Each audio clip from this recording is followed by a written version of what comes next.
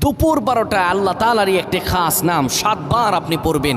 পড়ে আল্লাহ তাআলার কাছে দোয়া করবেন। আপনার যত প্রয়োজন আছে, যত মনের আশা আকাঙ্ক্ষা আছে, আল্লাহ সকল কিছু কবুল করে নেবেন। যখন দুপুর 12টা বেজে যায়, দোয়া কবুলের সময়, তখন আপনি সকল কাজগুলো তখন বন্ধ করে একটু যায় নামাজ বিছিয়ে পবিত্র হয়ে ঘরের একটা কোনায় কিংবা আশপাশে যদি মসজিদ থাকে মসজিদে চলে যান।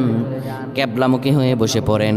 ক্যাবলামুখী হয়ে বসে সুন্দরভাবে প্রথমে 10 বার দুরূদ শরীফ পড়েন, 3 বার সূরা ইখলাস পড়েন, 2 বার সূরাতুল ফালাক, 1 বার সূরা নাস পড়েন।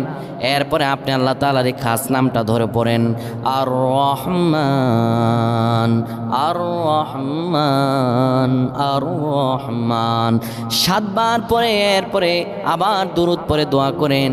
আল্লাহ তাআলার কাছে চাইতে দেরি হবে, কিন্তু আমার রব আল্লাহ আপনার দোয়া কবুল করতে দেরি করবেন না।